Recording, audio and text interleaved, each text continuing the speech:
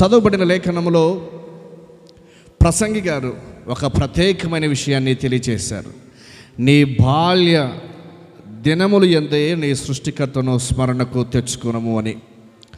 లేఖనము మనకి ఏం గుర్తు చేస్తుంది అంటే, దైవభక్తిని లేక దేవుణ్ణి ఎప్పుడు నుండి గుర్తు చేసుకోవాలి లేక ఎప్పుడు నుండి అలవర్చుకోవాలి అని ఆలోచన ఒకవేళ మనం చేస్తే, లేఖను చెప్పిన మాట ఏమిటంటే బాల్య దినములందే అనే పదం మనకు కనిపిస్తూ ఉంది. నిజమే, మన బాల్య దినాలు ఎంత చక్కగా దేవుని కొరకు వాటిని ఉపయోగించుకుంటామో, ఎదుగుతున్న తర్వాత దైవ కార్యక్రమాలలో అలా ఉత్సాహంగా ఉన్నతంగా పాల్గొంటాం. మాత్రమే కాదు, చిన్నప్పటి దైవభక్తి పెద్దగైన తర్వాత పెరిగిన తర్వాత అనేకులను ప్రభావితం చేస్తుంది అనే సంగతి కూడా నేను మనవి చేస్తూ ఉన్నా. ఏ తల్లిదండ్రులైతే చిన్నప్పుడు వారి పిల్లల కొరకు శ్రద్ధ కలిగి వారు ఆ పిల్లల్ని చదివిస్తూ ఉంటారో, ఆ పిల్లలు తల్లిదండ్రుల సంరక్షణలో ఎప్పుడైతే ఎదగటానికి ఇష్టపడతారో వారే తర్వాత తరానికి గొప్ప వ్యక్తులుగా మిగిలిపోతారనే సంగతి నేను గుర్తు చేస్తూ ఉన్నా. నేను చాలా కుటుంబాలను ఎరుగుదును, చాలామందిని కూడా నేను ఎరుగుదును. ఉదాహరణకి ఇలా గుర్తు చేస్తా. అబ్రహ్మన్న వాళ్ళ అబ్బాయి కోసం, నవీన్ కిరణ్ కోసం ఎంతగా కష్టపడ్డారు అంటే, వారు చిన్నప్పుడే కుటుంబానికి దూరమై హాస్టల్లో కష్టపడి చదివి ఈ రోజున భారతదేశంలో టాప్ యూనివర్సిటీలో చదువుతున్నారంటే, అదే సందర్భంలో తల్లిదండ్రుల యొక్క ప్రయాస మాత్రమే కాదు, పిల్లల బాధ్యత కూడా కనిపిస్తూ ఉంటుంది. అంటే ఒక మైండ్ మెచ్యూరిటీ అయ్యేంత వరకు తల్లిదండ్రులు కనుక ప్రయాసపడ్డారంటే, వారు ఎదిగిన తర్వాత పిల్లలు ఆటోమేటిక్గా వారి తల్లిదండ్రుల ప్రయాసను గుర్తు చేసుకుంటారు. ఫలితంగా ఉన్నత స్థాయిలో ఉండటానికి ఇష్టపడతారు. నేనేం గుర్తు చేస్తున్నానంటే, ఇది భౌతికంగా మాత్రమే కాదు, ఆధ్యాత్మికంగా కూడా అనే సందర్భాన్ని నేను గుర్తు చేస్తూ ఉన్నా.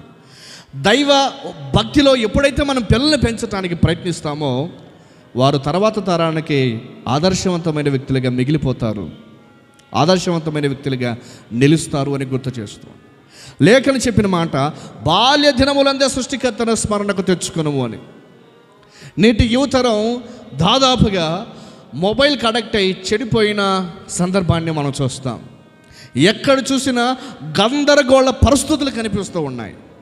కానీ బాల్యములో ఒక వ్యక్తి వాక్యం చేత నిలబడితే, బాల్యములో ఒక వ్యక్తి వాక్యాన్ని అనుసరించటానికి, దైవిక భయము కలిగిన వ్యక్తిగా జీవించటానికి సిద్ధపడితే, ఆ వ్యక్తి పెద్దగైన తర్వాత ఉన్నతంగా ఎదుగుతాడనే సంగతి నేను గుర్తు చేస్తున్నా. లేఖనము సొలొమోను ఒక మాట చెప్పాడు, బాలుడు నడవలసిన త్రోవను వానికి నేర్పుము, వాడు పెద్దవాడైన తర్వాత దాని నుండి తొలగిపోడు అన్నాడు. 22వ సామెతల గ్రంథం 22వ అధ్యాయము ఆ మాటలు మనకు గుర్తు చేస్తూ, సామెతల గ్రంథం 22వ అధ్యాయము 6వ వచనములో రాయబడిన మాట నేను కోట్ చేశాను. బాలుడు నడవలసిన త్రోవను వానికి నేర్పము, వాడు పెద్దవాడైన తర్వాత దాని నుండి తొలగిపోడు అన్నాడు. దైవభక్తిని చిన్నప్పుడే మనం కనుక నూరిపోస్తే, పెద్దగైన తర్వాత లేక ఎదిగిన తర్వాత ఒక వయసుకు వచ్చిన తర్వాత అందులోనే కొనసాగుతాడు అనే సంగతి నేను గుర్తు చేస్తూ ఉన్నా. ఏది సరైనది, ఏది సరైనది కాదు, ఏది పాపము, ఏది చెడ్డది, ఏది మంచిది అనే విచక్షణ బాల్య జీవితంలో కనుక నేర్చుకుంటే, చిన్నప్పుడే కనుక నేర్చుకుంటే, వారు దేవుని కొరకు ప్రయోజనకరమైన వ్యక్తులుగా నిలుస్తారు. మొన్న 2 రోజుల మీటింగ్లో అన్న ఒక మాట చెప్పాడు. ఒక ఆయన ఏమన్నాడు అంటే, పిల్లలు చెడిపోవటానికి మొట్టమొదటి కారణము తల్లిదండ్రులే అన్నాడు. పిల్లలు చెడిపోవటానికి మొట్టమొదటి కారణం తల్లిదండ్రులే అన్నాడు. షాక్ అయ్యింది ఆ మాటలు మనం. మరి ప్రాక్టికల్గా చాలా కుటుంబాలు, చాలామంది పిల్లలు కూడా చూస్తారు. అంటే నీ పిల్లలు నీ ముందర ఏం చేస్తూ ఉన్నారో, నీ పిల్లలు నీ ముందర ఎలాంటి ప్రవర్తన కలిగి ఉన్నారో, నీ పిల్లలు నీ ముందర ఎలాంటి ఆలోచన కలిగి ఉన్నారో, వారిని చూసి కనుక నీవు నిర్లక్ష్యంగా ఉంటే, వారిని చూసి కనుక పట్టించుకోకపోతే, వారు భయంకరంగా తయారవుతారు. నేను ఒక గ్రామానికి వెళ్ళాను. ఆ గ్రామానికి వెళ్ళిన తర్వాత దాదాపుగా చాలామంది పిల్లలు కనిపించారు. ఒక 30-40 మంది పిల్లలు కనిపించారు. ఆ ఊరికి వేరొకడు వచ్చాడు, ఒక పిల్లోడు వస్తే ఆ పిల్లలు ఒక స్టేట్మెంట్ ఇచ్చారు. ఏమన్నారంటే, సార్ మా ఊర్లో పిల్లలందరికంటే వీడు పచ్చి దొంగడు అని చెప్పాడు. పిల్లలే చెప్పారు, పెద్దలు కాదు స్టేట్మెంట్. వాళ్ళ అమ్మ ఊరు అది. ఆ అమ్మ ఊరికి అబ్బాయి పోతే ఆ ఊరు పిల్లలు చెప్పారు, సార్ మా ఊళ్ళో చాలామంది పిల్లలు ఉన్నారు, మా ఊరు పిల్లలందరికంటే వీడు టాప్ మోస్ట్ డేంజర్ అన్నాడు. విచిత్రమైన సంగతి ఏంటంటే, షాక్ అనిపించింది నాకు. వాళ్ళ తల్లిదండ్రులకు తెలిసినా కూడా పట్టించుకోవట్లే. వాళ్ళ తల్లిదండ్రులకు తెలిసినా కూడా పట్టించుకోవట్లే. అంటే నీ కళ్ళ ముందు నీ పిల్లలు ఏం చేస్తూ ఉన్నారో తెలిసినా కూడా నువ్వు పట్టించుకోలేదంటే అసలు నీ ఆధ్యాత్మిక స్థితి ఎలా ఉందో ఒకసారి ఆలోచించమని అడుగుతూ ఉన్నా, గుర్తు చేస్తూ ఉన్నా. కనీసం అవగాహన, పిల్లలు ఏం చేస్తున్నారు, వాళ్ళు ఎక్కడ తిరుగుతున్నారు, వాళ్ళ స్నేహితులు ఎవరు, వాళ్ళు ఎలా బ్రతుకుతున్నారు అన్న ఆలోచనలకి లేకపోతే ఎవరి కోసం నేను సంపాదిస్తూ ఉన్నావు? మిమ్మల్ని అడిగితే ఒక మాట చెబుతారు, అయ్యా మీరు ఎవరి కొరకు సంపాదిస్తారంటే ఖచ్చితంగా చెబుతారు, నా కుటుంబం కొరకు, నా పిల్లల కోసం అని చెబుతారు. తప్ప నేను చెప్పిన మాటలు? నేను చెప్తున్నా తప్ప? మీరు ఎవరి కోసం కష్టపడతారమ్మా అంటే ఏం చెబుతారు? మేము బ్రతకటానికి, తర్వాత మా పిల్లలకు కొంచెం కూడబెట్టడానికి. ఇదే కదా మీ అందరి ఆలోచన. మనం బ్రతకటానికి, తర్వాత మన పిల్లలకు కొంచెం కూడబెట్టడానికి. నేనేమంటానంటే, నీవు బ్రతకడం బాగా ఉంది, నీ పిల్లల కొరకు దాచిపెట్టడం బాగుంది, కానీ ఆ పిల్లలు ఇప్పుడే సరైన జీవిత విధానాన్ని నేర్చుకోకపోతే నీవు సంపాదించిందంతా వృధాగా అయిపోతుంది అని గుర్తు చేస్తూ ఉన్నా. నీ కళ్ళ ముందే నీ పిల్లలు డేంజర్ జోన్లో బ్రతుకుతూ ఉంటే నువ్వేం చేస్తూ ఉన్నావు? వినండి. ఆ పిల్లలు 15-20 సంవత్సరాల పిల్లలు కూడా కాదు, 10 నుండి 10 లోపల ఉన్న సంవత్సరాలు, 10 నుండి 11 సంవత్సరాల లోపల ఉన్న పిల్లలే, 10 నుండి 12, 11 సంవత్సరాల లోపల ఉన్న పిల్లల గురించి నేను విన్న స్టేట్మెంట్ ఏంటంటే, వీడు మా ఊరిలో కంటే, ఆ పిల్లలు ఎంత అంటే వాళ్ళ అవగాహనలో ఎట్లా చెప్పి ఉంటారో ఒకసారి ఊహించండి.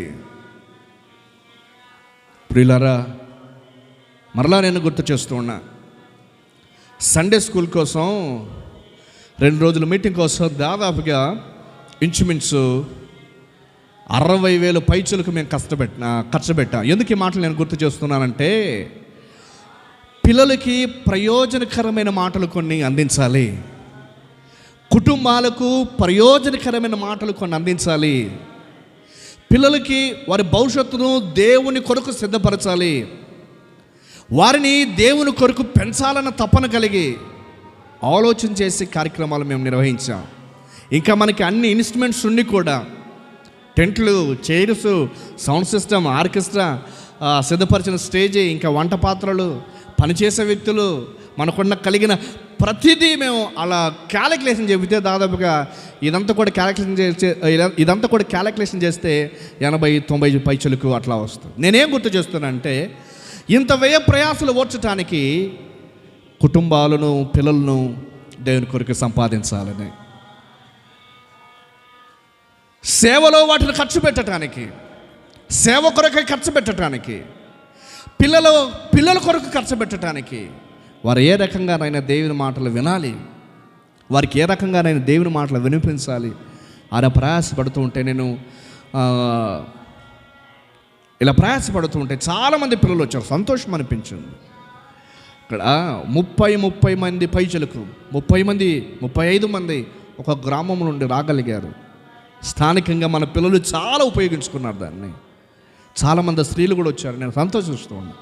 ఎందుకంటే కొన్ని వేల పెట్టి ప్రయాసపడి ఖర్చు చేస్తున్నది వేరే వాళ్ళు ఎవరో దీవించబడటానికి కాదు, మనము మన పిల్లలు దీవించబడటానికి, మనము మన కుటుంబాలు దీవించబడటానికి. ఒక 2 రోజులు మనకు కలిగిన పనిని పక్కన పెట్టింటే ఇంకా ఎంత బాగుండేదో. చాలాసార్లు గుర్తు చేశాను, మీ పనులు ఉంటాయి, పనులు లేని వాళ్ళు ప్రపంచంలో ఎవరు కూడా కనిపించరు. పనులు లేని వాళ్ళు, సోమరిగా ఉన్న వ్యక్తులు ప్రపంచంలో ఎవరు కూడా కనిపించరు. ఒక మాట చెప్పమంటారా, కనీసం అడుక్కుని తినేవానికైనా ఒక పని ఉంటుంది, ఏ ఇంటికి వెళ్తే నాకు అన్నం పెడతారు అని.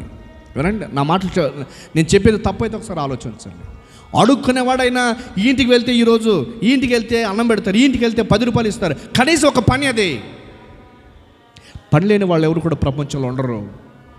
నీకు ఆరోగ్యం ఇచ్చాడు, నీ కుటుంబాన్ని ఇచ్చాడు, నీకు సంపద ఇచ్చాడు, మంచి జీవితాన్ని నీకు ఇచ్చాడు. ఎందుకని నిర్లక్ష్యంగా ఉన్నావు దేవుని సన్నిధి అంటే?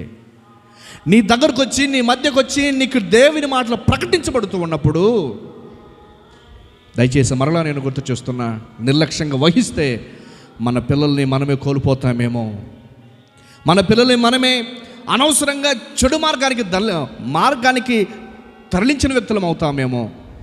జాగ్రత్త గుర్తు చేసుకోమని నేను ప్రభువును బట్టి మనం చేస్తాను. సండే స్కూల్లో పాల్గొందిన చాలామంది పేరెంట్స్ని కూడా కలిశాను, తల్లిదండ్రులని. ఒక మాట అన్నాడు ఒక తమ్ముడు, ఎట్లా అయింది బ్రదర్, ఎట్లా అనిపించింది నీ ఫీలింగ్ 2 రోజుల క్యాంప్ అంటే? నేనే చాలా విషయాలు నేర్చుకున్నానన్నా అన్నాడు. నేనే నేర్చుకున్నాను. ఎందుకు నేర్చుకోవాలనిపించిందంటే, నేను నేర్చుకుంటే కదా నా కొడుకుకి కానీ నా కూతురికి కానీ చెప్పేది. Wonderful statement. నేను నేర్చుకోలేదంటే నా పిల్లలకి నేనేం చెబుతాను? నేను నేర్చుకోలేదంటే నా కూతురికైనా నా కొడుకైనా నేనేం చెప్పగలుగుతాను? నేనే నేర్చుకున్నాను, చాలా మిస్ అయ్యానేమో అనిపించింది అన్నాడు. తర్వాత ఆలోచనలో పడ్డాడు. అదే కదా తల్లిదండ్రులకి మనం నేర్చుకుంటే మన పిల్లల్ని దైవిక భయంలో పెంచుతాను. నేను ఎగ్జాంపుల్ గుర్తు చేశాను, ప్రాక్టికల్గా ఒక బాబును నేను గుర్తు చేశాను. వాళ్ళ ఊరికి పోయిన తర్వాత ఆ ఊరు పిల్లలు ఇస్తున్న స్టేట్మెంట్ అంటే, మా ఊరిలో కంటే వీడు అంటే ఆ తల్లిదండ్రులు నేర్చుకుంటే ఆ పిల్లల గురించి కంట్రోల్ చేసేవాళ్ళేమో నాకు అనిపిస్తుంది. ఇది చెడిపోయిన యువత మధ్య కాదు, రాడ్లు దాడులు, యాసిడ్ దాడులు జరుగుతున్న సమాజాన్ని గురించిన యువ ప్రపంచాన్ని గురించి కాదు మాట్లాడుతున్నది. నేను చిన్నపిల్లల గురించి మాట్లాడుతుంది. ఇలాంటి సందర్భంలో మనం ఎక్కడున్నాం, మన పిల్లలు ఎక్కడున్నారు? నీవు ఏ స్థితిలో ఉన్నావు, నీ కుమారుడు ఏ స్థితిలో ఉన్నాడు? ఒకసారి కంపారిజన్ చేసుకోండి. బాల్య దినములందే నీ పిల్లలకి దైవభక్తితో కూడిన, దేవునితో కూడిన భయాన్ని నేను నేర్పుతూ ఉన్నావా? లేకపోతే ఆ బాధ్యత నీపైన ఉంటుంది. ఆ బాధ్యత నీపైన ఉంటుంది. ఒక అబ్బాయి దొంగతనాలు చేసి చాలా దొంగతనాలు చేసి జడ్జి గారికి చాలాసార్లు పోలీస్ స్టేషన్ పోయేవాడు. బెయిల్ కట్టడం రావడం, వాడు విడిపించడం. ఒకసారి జడ్జి అడిగాడంట, డాటా అంట చూసి అన్నాడు, ఇన్నిసార్లు దొంగతనం చేసి జైలుకి వచ్చావు కదా, అసలు దొంగతనం చేయాలని ఎట్లా అనిపించింది అని అడిగితే, జడ్జి ఎదుట అబ్బాయి ఇస్తున్న స్టేట్మెంట్, సార్ నాకు చిన్నప్పటి నుండి ఒక అలవాటు ఉండేది, భయంకరమైన అలవాటు. ఏంటి అంటే, మా నాన్న చొక్కా జిగేస్తే ఆ చొక్కాలో నుండి డబ్బులు తీసుకోవడం నాకు అలవాటు అయ్యింది. ఆ డబ్బులు తీసుకొని నేను దొంగతనం చేయలేదు, నేను బాగానే ఉన్నాను అని చెప్పి రోజు తప్పించి మా అమ్మకి మా నాన్నకి అబద్ధం చెప్పి వెళ్ళిపోయేవాడిని. కాలక్రమేణా మా నాన్న హృదయాపంలోకి వెళ్ళిపోయాడు. మా నాన్న పాకెట్లో డబ్బులు కనిపించేవి కావు. ఇప్పుడు ఏమైపోయింది అంటే, నేను లేని అలవాట్లు నేర్చుకున్నాను. మా నాన్న డబ్బులు లాగేసి నేను లేని అలవాట్లు నేర్చుకున్నాను. తాగడానికి అలవాటు నేర్చుకున్నాను. ఉంటాయి కదా, నోట్లో పెట్టుకోవటానికి, దానికి దీనికి. మందు లేకపోతే నాకు నిద్ర రాదు. అందుకని ఎక్కడ తెలియకుండా దొంగతనం చేయటానికి నేను ప్రయత్నిస్తూ ఉన్నా. దొంగతనమే నా ఆధారం అన్నాడు ఒక మాటలో. అట్లా చెప్పి ఒక మాట అన్నాడు, నేను మా నాన్న పాకెట్ల నుంచి డబ్బులు తీసుకున్నప్పుడు మా అమ్మ నాన్న సైలెంట్ ఉన్నారు, మనోడే కదా తింటే తిన్నని. అది కాలక్రమేణా నన్ను పని చేయకుండా సోమరిగా చేసింది. ఉచితంగా డబ్బులు సంపాదించాలని ఆలోచనలో పడ్డారు, కానీ కష్టపడి డబ్బు సంపాదించాలన్న ఆలోచన నాకు రాకుండా పోయింది. మా నాన్న మా అమ్మ చిన్నప్పుడే నేను దొంగతనం చేస్తున్నప్పుడు 2 లాగి కొట్టింటే, మా నాన్న మా అమ్మ చిన్నప్పుడే నేను తప్పు చేస్తున్నప్పుడు ఈడ్చి కొట్టింటే, బహుశా నేను సరైన స్థితిలో ఉండేవాడినేమో. మా అమ్మ నాన్న తెలిసిన కూడా నన్ను ఏమనలేకపోయారు. ఆలస్యంగా రాత్రి ఇంటికి వస్తున్నా కూడా, ఏ నాన్న ఎక్కడ పోయావు అంతవరకు అడిగారు, కానీ నువ్వు ఏం చేస్తూ ఉన్నావు బయట అని నన్ను ఎక్కువగా ప్రశ్నించిన వాళ్ళు కాదు. కారణం ఏంటంటే, నన్ను పూర్తిగా నమ్మారు మా అమ్మ నాన్న. అమ్మా, మీ పిల్లలపైన మీకు కలిగిన పూర్తి నమ్మకం మీ పిల్లలు నమ్మండి, కానీ అదే సందర్భంలో ఏం చేస్తున్నారు కూడా చూడండి. మీ పిల్లలు మీరు నమ్మకపోతే మరి ఎవరు నమ్ముతారు? కరెక్టే, ఏం చేస్తున్నారు కూడా చూడండి. మా తల్లిదండ్రుల పూర్తి నమ్మకం నన్ను నట్టేట ముంచుంది. నేను తప్పు చేస్తున్నానని తెలిసిన, దొంగతనం చేస్తున్నానని తెలిసినా కూడా నన్ను ఏమనలేకపోయారే. విచ్చలవిడిగా చెడిపోవటానికి నేను నేర్చుకున్నాను. నేను ప్రతిసారి పోలీస్ స్టేషన్లో రావటానికి, జైల్లో పడటానికి ఒక చిన్నప్పుడు మా నాన్న అమ్మ నిర్లక్ష్యం కావచ్చు సార్ అని కళ్ళుతో ఏడుస్తూ జడ్జి ముందు చెప్పాడట. ఎందుకు ఈ మాటలు నేను గుర్తు చేస్తున్నానంటే, అమ్మ మరలా గుర్తు చేస్తున్నా, ఓ తండ్రి, ఓ తల్లి, ఓ చెల్లి, నేను గుర్తు చేస్తున్నా ప్రభువును బట్టి, నీ ముందట, నీ కళ్ళెదుట నీ పిల్లల పరిస్థితి ఒకసారి ఆలోచించు. ఎట్లాగో నీ ఏజ్ దాటిపోయింది, ఎట్లాగో వృద్ధాపంలోనైనా నడిప్రాయంలోనైనా నీవు దేవుని తెలుసుకున్నావు, సంతోషం. నువ్వు రక్షింపబడ్డావు, సంతోషం. నీవు ప్రభుత్వ సంబంధాన్ని కలిగి ఉన్నావు, సంతోషం. కానీ నేను గుర్తు చేస్తున్నా, నీతో పాటు నీ కుటుంబానికి పరిస్థితి ఏంటి? నీ పిల్లల గురించి నీవు ఆలోచించకపోతే ఎవరు ఆలోచిస్తారు నీ పిల్లల గురించి? నీ పిల్లల్ని సరైన క్రమశిక్షణలో ఒక తల్లిగా తండ్రిగా నువ్వు పెట్టకపోతే మరి ఎవరు పెడతారు? ఒకవేళ పక్కన వాళ్ళు కొట్టి చెప్పారనుకోండి, ఎట్లా ఉంటుంది పరిస్థితి?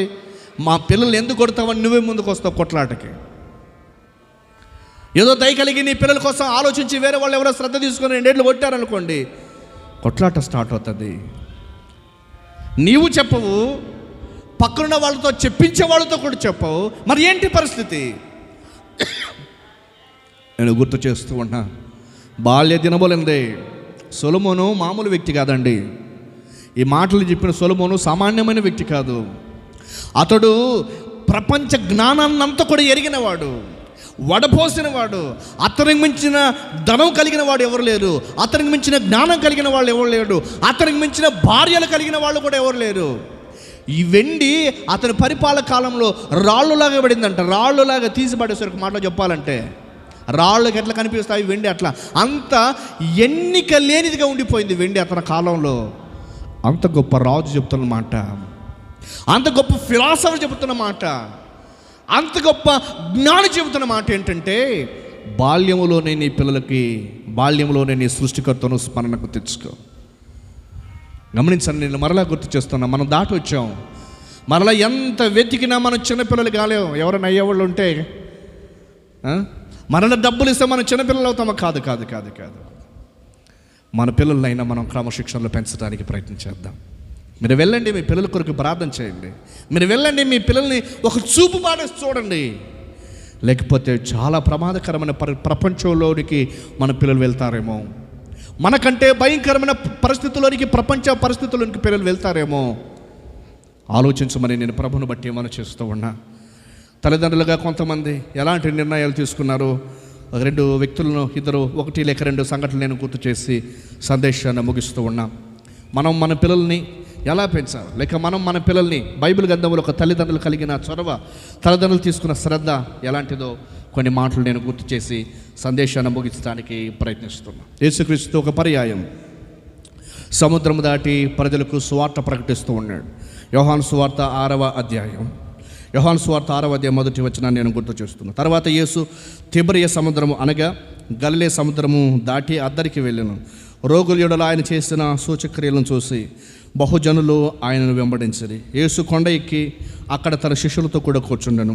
అప్పుడు పస్కాను యూదుల పండగ సమీపించాను. కాబట్టి యేసు కనులెత్తి బహుజనులు తన యొద్దకు వచ్చుట చూచి, వీరు భుజించుటకు ఎక్కడి నుండి రొట్టెలు కొనితెత్తమని ఫిలిప్పును అడిగాను. కానీ యేసు ఏమి చేయనయుండెనో తాను ఎరిగి ఉండియో అతన్ని పరీక్షించుటకు అలాగడిగాను.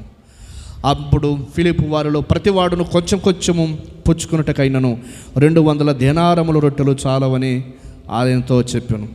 ఆయన శిష్యులలో ఒకడు, అనగా సీమోను పేతురు సహోదరుడైన ఆంద్రయ్య, ఇక్కడ ఉన్న ఒక చిన్నవాణి యొద్ద 5 యవల రొట్టెలు 2 చిన్న చేపలు ఉన్నవి, కానీ ఇంతమందికి అవి ఏమాత్రమగునని ఆయనతో అనగా అనే మాటలు కనిపిస్తాయి. వెరీ సింపుల్, మీరు చాలాసార్లు వినుంటారు. జస్ట్ ఒక పాయింట్ గుర్తు చేస్తా. ఏంటి అంటే, యేసుక్రీస్తు వారి దగ్గరికి చాలామంది వాక్యాన్ని వినటానికి వచ్చారు.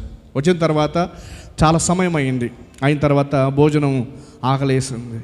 ప్రభు అన్నాడు, ఇంతమంది ఇలా వచ్చారు కదా, వాళ్ళకి భోజనం ఏంటి అంటే, ప్రతివాడు కొంచెం కొంచెం పుచ్చుకున్నా 200 దేనారాలు కావాల్సి వస్తాయి. ఎక్కడ ఈ అరణ్య ప్రదేశం ఏం చేస్తా అంటే, ఆంధ్రయ్య ఒక సంఘటన చూస్తాడు. ఏంటి అంటే, ఇక్కడ ఒక పిల్లం దగ్గర 5 యవల రొట్టెలు 2 చేపలు ఉన్నాయి, కానీ ఇంతమందికి సరిపోతాయా అని ప్రశ్నించాడు. తర్వాత రాయబడిన మాట ఏంటంటే, యేసు జనులను కూర్చోబెట్టాడని వారితో చెప్పి, ఆ చోట చాలా పచ్చిక ఉండేది కనుక లెక్కకు ఇంచుమించు 5,000 మంది పురుషులు కూర్చుండరి అనే మాటలు కనిపిస్తాయి. సో పురుషులు ఒకటి కౌంటర్కి వచ్చారంటే, పురుషులతో పాటు స్త్రీలు కూడా కౌంట్లెస్లో ఇక్కడ ఉన్నారు. వాళ్ళు కూడా ఇంచుమించు ఒక 5,000 మంది అనుకుందాం. సో నేను ఏం గుర్తు చేస్తున్నానంటే, ఇక్కడ యేసుక్రీస్తు వారు వచ్చారు, వాక్యం చెప్పటానికి ఆయన ముందుకు వచ్చినప్పుడు సమూహము విస్తారంగా వచ్చారు. విస్తారంగా సమూహం వచ్చిన తర్వాత అందులో ఒక పిల్లోడు క్యారెట్ కట్టుకుని వచ్చాడు, 5 రొట్టెలు 2 చేపలు. నేనేమంటానంటే, నా ఆలోచన ఏంటంటే, అంటే నేను మీ ఆలోచనలోనికి గుర్తు చేయదలుచుకున్న సంగతి ఏంటంటే, ఆ పిల్లవాడి పేరు రాయబడలేదు, కానీ ఆ పిల్లవాడిని తయారు చేసిన తల్లిదండ్రులు, అంటే నాన్న పలానా చోటకి యేసుక్రీస్తు అనే వ్యక్తి వస్తారు, వారి దగ్గర చాలా మంచి బోధ వినటానికి చాలామంది సమూహాలుగా వస్తారు, నీవు ఖచ్చితంగా వెళ్ళాలి, నీతో పాటు ఈ క్యారెట్ కూడా తీసుకెళ్ళు. అంటే ఒక తల్లి లేక వారి తండ్రి ప్రయాసపడి అబ్బాయికి రొట్టెలు అందించి చేపల కూర తీసి వాళ్ళకి పంపించి, నాన్న నీవు వెళ్ళు. ఎక్కడికి వెళ్ళాలి? వాక్యం వినటానికి వెళ్ళండి అని తల్లిదండ్రులు ప్రయాసపడ్డారు. వాక్యం వినటానికి వెళ్ళండి అని తల్లిదండ్రులు చెప్పి పంపించారు. కాబోలు అబ్బాయి వచ్చాడు. అక్కడ ఒక చిన్న పిల్లవాణి దగ్గర, చిన్నవాణి యొద్ద అనే పదం చూడండి, యోహాను సువార్త 6వ అధ్యాయం 9వ వచనంలో, ఇక్కడ ఉన్న ఒక చిన్నవాణి యొద్ద 5 రొట్టెలు 2 చేపలు ఉన్నాయి అన్నాడు. చిన్నవాడిని తల్లిదండ్రులు కూడా మనకు కనిపించరు. బహుశా వారికి వేరే పనుండి ఆ చిన్నవాడిని పక్కన వారి రాలేక వారి అబ్బాయిని పంపించారేమో ప్రభు దగ్గరికి. నేనేం గుర్తు చేస్తున్నానంటే, మన పిల్లల్ని సిద్ధపరిచే దేవుని వాక్యాన్ని వినటానికి పంపించే తల్లిదండ్రులై ఉండాలి. నా మాటలు అర్థమవుతున్నాయి నేను అనుకుంటాను. మన పిల్లల్ని సిద్ధపరిచి, ఇదిగో పలానా చోట జరుగుతుంది, పలానా చోట ప్రభు వస్తూ ఉన్నాడు, దయచేసి నువ్వు వెళ్ళాలి, నీ ఆహారం కొరకు కూడా ఈ క్యారెట్ నువ్వు తీసుకెళ్ళు, అక్కడ ఉంటుందో లేదో నువ్వు వెళ్ళు, తీసుకెళ్ళు. దేవుని మాట వినటానికి, ప్రభు మాట వినటానికి, ప్రభు బోధ వినటానికి కనిపించే పిల్లోడు ఒక చిన్నవాడైతే కనిపించని తల్లిదండ్రులు వెనకాల ఉన్నారు. రొట్టె ఎవరు చేసి ఉంటారు చెప్పండి? ఖచ్చితంగా. చేపల కూర ఎవరు చేసి ఉంటారు? ఖచ్చితంగా చెప్పండి.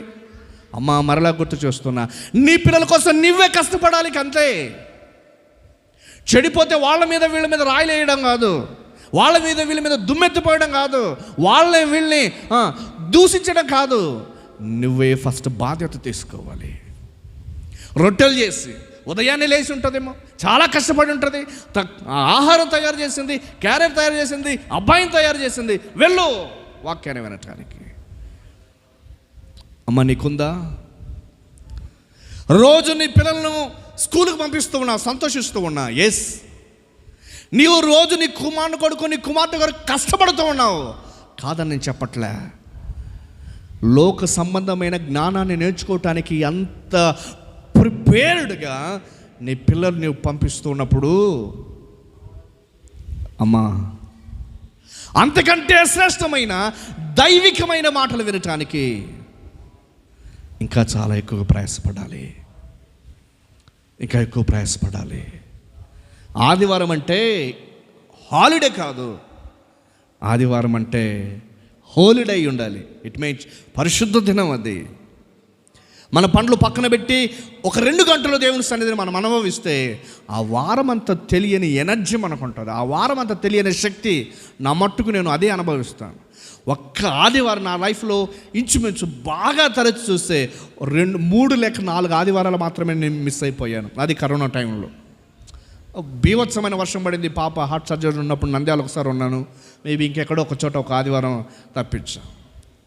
సంథింగ్ మహా అయితే 2-3 ఆదివారాలు, అంటే ఆరాధన లేకుండా నా 36 సంవత్సరాల్లో ఒక 2 రోజులు అలా 2 లేక 3 ఆదివారాలు, మేబీ ఒక 4 అనుకుందాం. అవకాశాలు లేవు అక్కడ.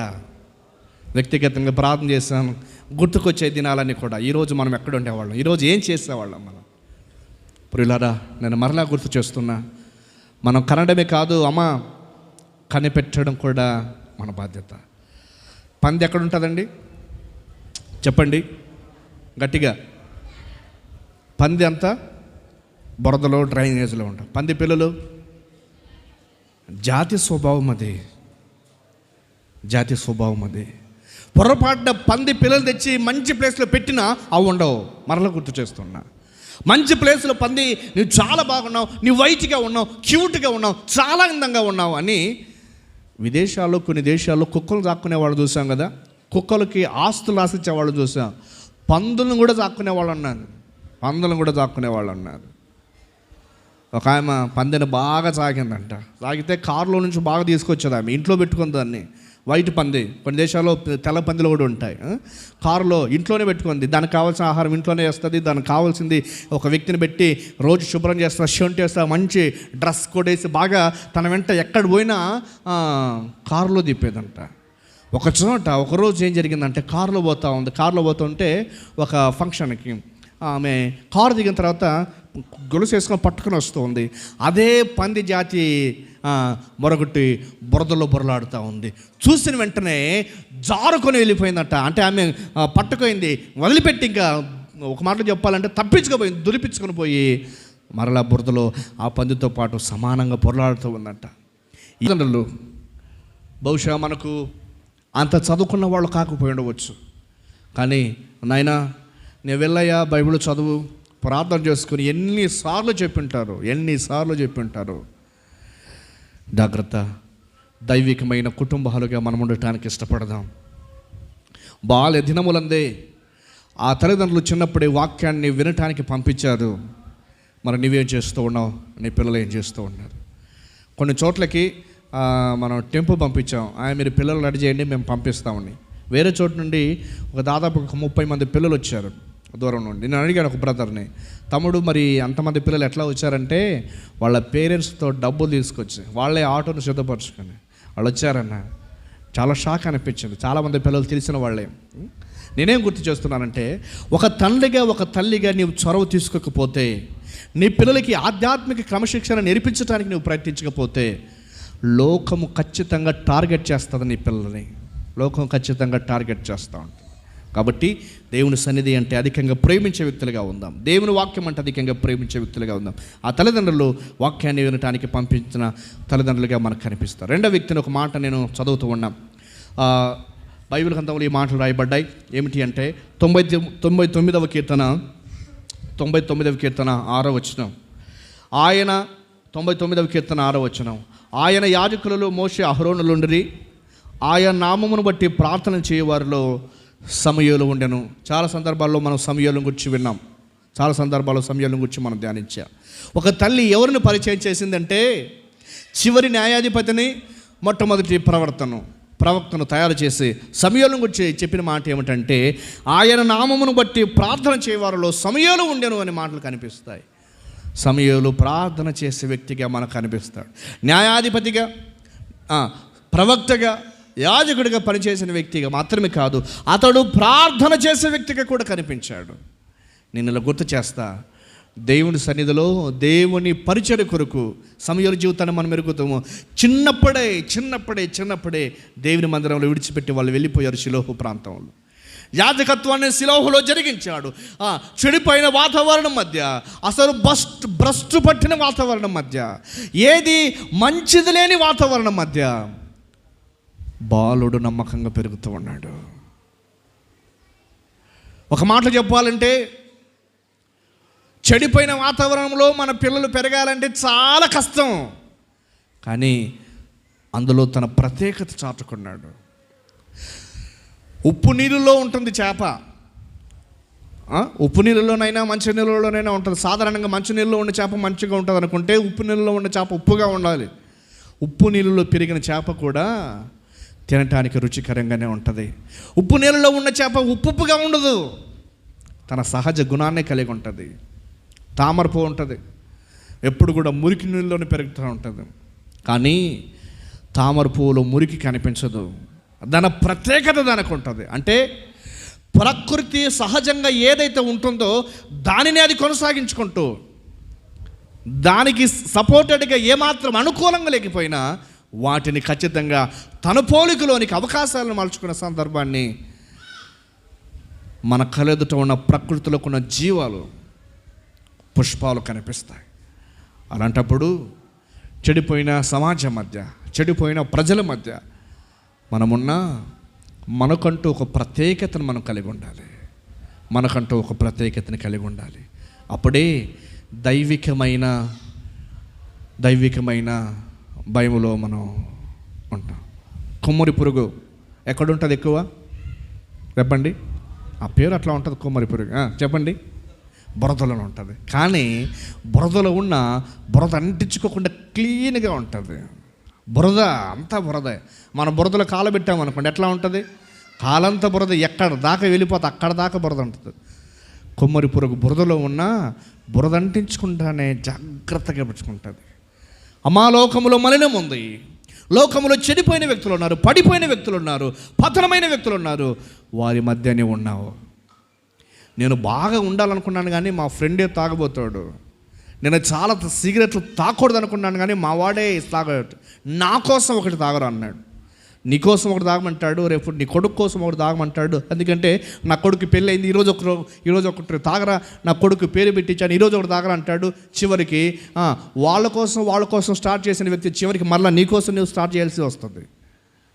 వాళ్ళ కోసం వీళ్ళ కోసం కాదు మనం స్టార్ట్ చేయాల్సింది, మన కోసం ముగించుకోవాలి మనం.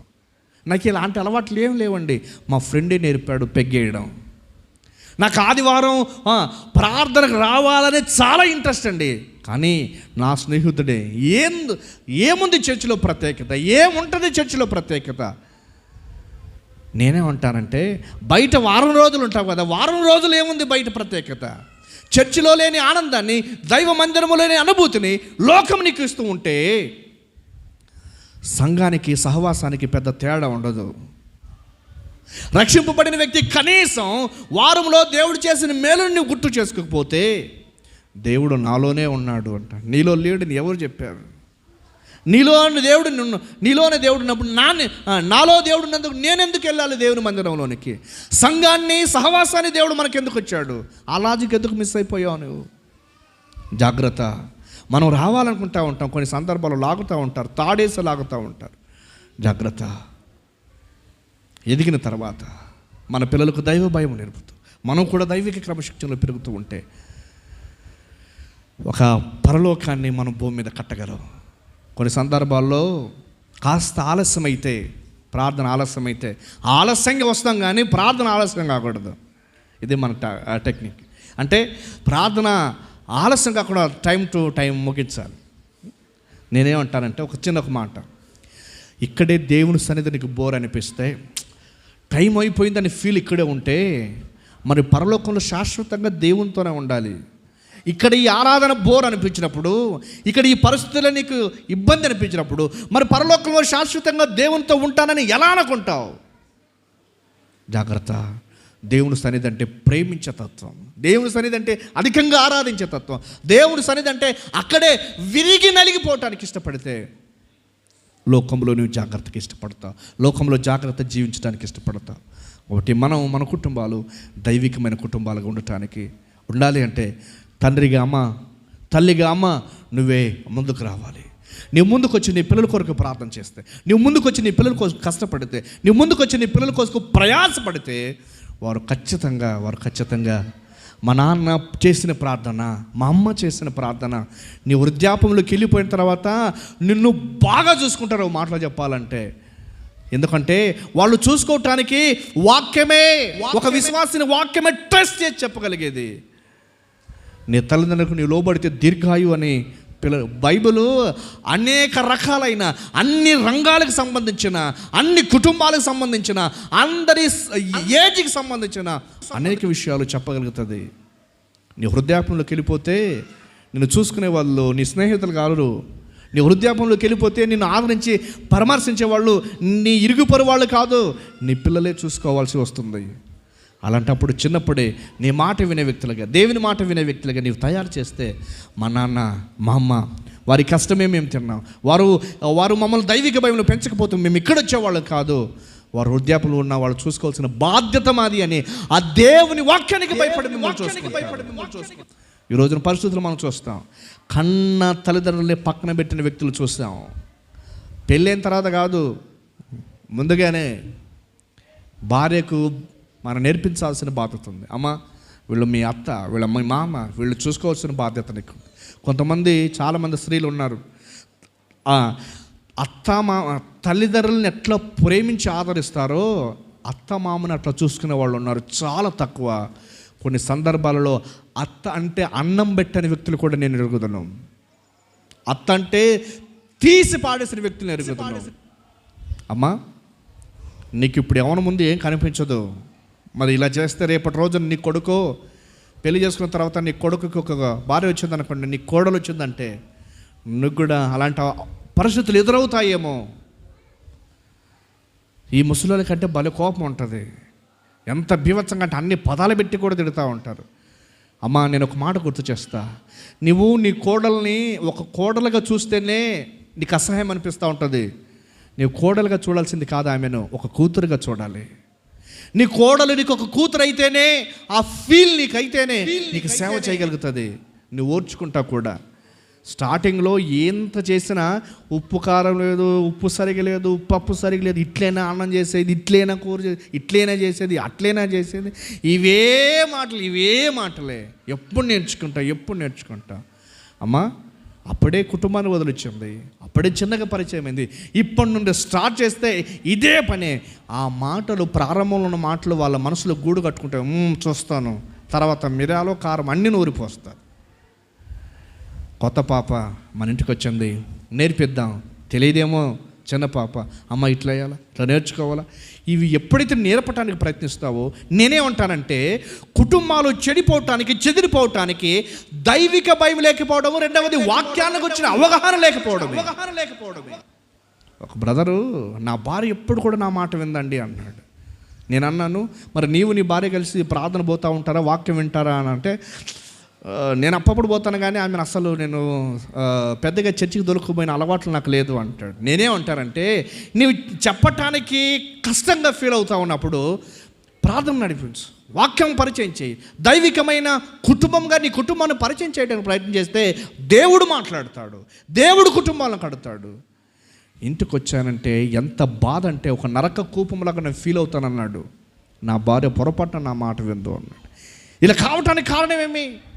నీవు నీ కుటుంబంగా కలిసి దేవుని మాటలు వినలేకపోతున్నారేమో, నీవు భార్యాభర్తకి కలిసి దేవుని సన్నిధిని అనుభవించలేకపోతున్నారేమో, భార్యాభర్తలు కలిసి దేవుని వాక్యం చదవలేకపోతున్నారేమో. అదే కారణం అవుతుందేమో. నీవు బిజీ, కుటుంబం ఏమో గజిబిజీ.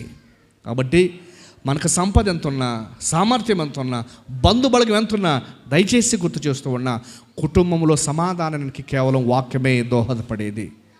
వాక్యము కలిగిన కుటుంబాలుగా, ప్రార్థన కలిగిన కుటుంబాలుగా, పరిచర్య, వాక్యం అంటే ప్రేరణ కలిగించే తల్లిదండ్రులుగా మనం ఉంటేనే ఈ పరలోకం, భూమి మీదే పరలోకాన్ని మనం అనుభవిస్తాం.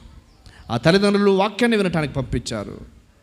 తల్లి ఒక న్యాయాధిపతిగా, యాజకునిగా, ప్రవక్తగా, ప్రార్థించే వ్యక్తిగా ఇశ్రాయేలీ సమాజానికి పరిచయం చేస్తుంది. అన్న, ఓ తల్లి, ఓ చెల్లి, మనము మన పిల్లలు దైవికమైన కుటుంబంగా ఎదగటానికి దేవుని వాక్యాన్ని అధికంగా ప్రేమిద్దాం, దేవుని వాక్యాన్ని అధికంగా ఇష్టపడదాం. దేవుడు గొప్ప కార్యాన్ని మన మధ్య చేస్తాడు. బాల్య దినములందే ఈ మాట గుర్తు చేసుకుందాం. బాల్య దినములందే నీ సృష్టికర్తను స్మరణకు తెచ్చుకో. ఇప్పుడు మనకు నడి వయసులోకి వచ్చాం, ఇప్పుడు ఆరాధిస్తాం, ఇప్పుడు స్తుతిస్తాం. అదే చిన్నప్పటి నుండి అయితే ఇంకా లోతులోనికి వెళ్ళిపోయేవాడివేమో నీ వాక్యంలో. చిన్నప్పుడైతే ఇంకా లోతులోనికి వెళ్ళిపోయేవాడు, డీపులోనికి వెళ్ళిపోయేవాళ్ళవేమో దైవభక్తిలో. ఇప్పటికే సమయం మించిపోయింది. నేడే ప్రభు దగ్గరకు వచ్చి ప్రభుని కలుసుకొని, అయ్యా నా కుటుంబంలోనే ఉండాలి, మా పిల్లల మధ్య మీరు ఉండండి, మా పిల్లల్ని మీరు వాక్యం చేత పట్టుకోండి, మా పిల్లల్ని మీరు దర్శించండి, మా పిల్లలతో మాట్లాడండి, మా పిల్లలు వాక్యాన్ని చదివే వ్యక్తులు, మీ మాటలు చదివే వ్యక్తులై ఉండాలి అని మన కోసం, మన పిల్లల కోసం మనం ప్రార్థన చేద్దాం. ఆ తల్లిదండ్రులు ప్రయాస అనేకుల ఆకలి తీర్చండి, అక్కర తీర్చండి. ముగింపులో ఒక మాట, నీ పిల్లలు దేవుని భయములో క్రమశిక్షణ ఎదిగితే రాబోతున్న తరములో ఎంతోమంది ఆధ్యాత్మిక ఆకలి తీర్చే వ్యక్తులు అవుతారు. ఆ కుమారుడు భౌతికమైన ఆకలి తీర్చాడేమో, నీ పిల్లలు అనేకుల ఆధ్యాత్మిక ఆకలి తీరుస్తానికి సాధనమవుతారు. అలాగే మనము మన కుటుంబాలు ఉండటానికి వాక్యమైన ప్రతి వారికి దేవుడే తన ఉన్నతమైన కృపను అందించి మహిమ పొందునుగాక. ఆమేన్. అందరూ దయచేసి లేచి నిలబడదాం. చివరిసారిగా ప్రార్థన చేసి సందేశాన్ని, సహవాసాన్ని ముగించుకొని సెలవు తీసుకొని వెళ్ళిపోదాం. మీరు కూర్చున్న స్థలంలో అందరూ కూడా కొన్ని నిమిషాలు లేచి నిలబడండి. లేచి నిల్చొని చివరిసారిగా ప్రార్థన చేసి సందేశాన్ని, సహవాసాన్ని ముగించుకొని సెలవు తీసుకొని వెళదాం. చక్కటి వాతావరణాన్ని దేవుడు మనకి అనుగ్రహించాడు, చక్కటి అవకాశాన్ని దేవుడు మనకిచ్చాడు. అందరి బట్టి ఆయన కృతజ్ఞతలు చెల్లిద్దాం. మంచి వర్తమానాన్ని కూడా దేవుడు మనకిచ్చాడు. కృతజ్ఞతలు చెల్లించి సందేశాన్ని ముగించుకొని, సహవాసాన్ని ముగించుకొని సెలవు తీసుకుంటానికి ఇష్టపడతాం. ప్రార్థనలో అందరూ కూడా ఏకీభవిద్దాం. దయచేసి అటు ఇటు ఎవరు చూడొద్దు. పిల్లలు జాగ్రత్త.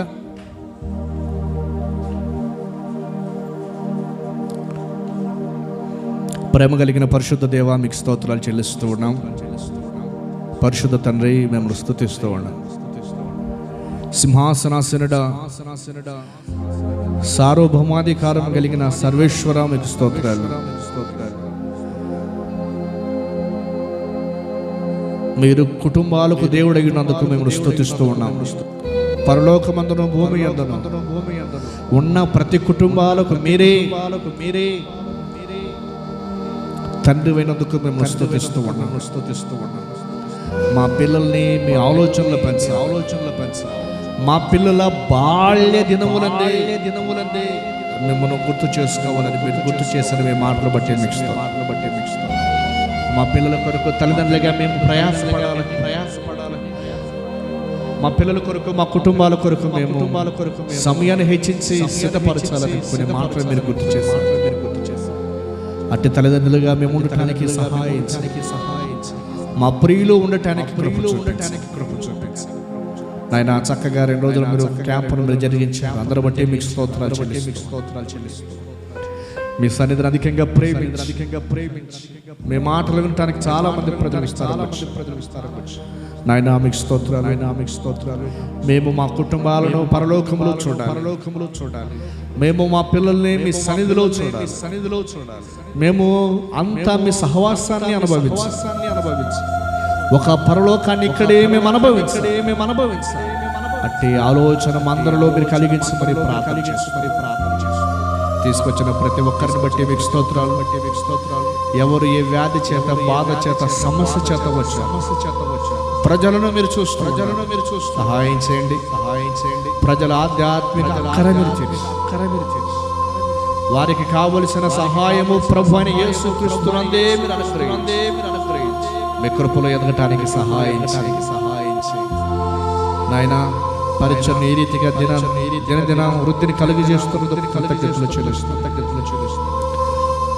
పరిచయలో సాధనగా ఉన్న ప్రియులు దానిలను బట్టి మీకు స్తోత్రాలు. వారిని క్షేమమైన ఆరోగ్యం చేత మీరు నింపుతూ ఉన్నందుకు మీకు స్తోత్రాలు. సురక్షితంగా మా మధ్యలోకి తీసుకొస్తారనే విశ్వాసాన్ని నేటికి కలిగి ప్రార్థన చేసి నడిపించండి. సహాయం చేయబడి ప్రార్థన చేస్తూ నిలబడిన ప్రతి ఒక్కరు ఏ తలంపు, ఏ ఉద్దేశం చేత నిలబడ్డారో మేము ఎరుగం. మీరు సహాయం చేయండి, కృప చూపించండి. మీ మహిమ కొరకు మా కుటుంబాలు, మా జీవితాలు ఉండటానికి మీరే సహాయం చేసి నడిపించండి. వచ్చిన ప్రతి ఒక్కరిని ప్రార్థిస్తున్న ప్రతి ఒక్కరు మీరే బలపరిచి మీరు ఆకడ కొరకు ఈ శ్రేష్టమైన పరిచయం తిరిగి వెళ్తున్న ప్రయాణములు మీరే తోడుగా నడిపించి రక్షకుడు ప్రాణకుడైన యేసుక్రీస్తు వారి ఉన్నతమైన నామములో ప్రార్థించి అడుగుచున్నాను పరమ తండ్రి. ఆమేన్. పరమ తండ్రి దేవుని ప్రేమ మనందరి రక్షకుడు యేసుక్రీస్తు పరిశుద్ధాత్మ సన్నిధి సహవాసం ఈ చోట చేరిన ప్రతి వారికి, దేశానికి, ప్రపంచానికి ఇప్పుడు ఎల్లప్పుడు సదాకాలము తోడే కాపాడను గాక. ఆమేన్. అందరికీ ప్రభు నామములో వందనాలు. May God bless you. Thank you to one and all. Thank you everyone.